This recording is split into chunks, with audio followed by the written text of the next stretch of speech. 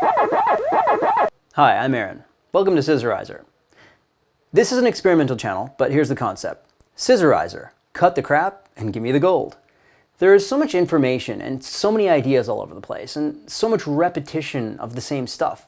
So much of it is junk, but some of it is gold.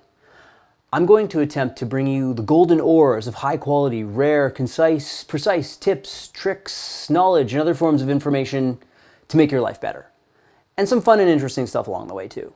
I plan to cover things like health and wellness, diet and nutrition, new thought and law of attraction, how to make money online, and other forms of passive income, lifestyle tips and hacks, time management, organization, productivity, and music and hobbies. People tell you to niche down, like, don't just talk about how to paint fences, talk about how to paint fences white in Alaska in the winter. But I say, I like too many things to niche down, so I guess I'll just take the struggle of having too broad a YouTube channel to be helped out by the algorithms.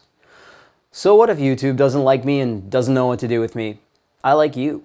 My niche is finding any cool and inventive way to help you improve your life. And I may repost good videos from others with tricks and tips when it's allowed and considered of value. And maybe some fun stuff along the way.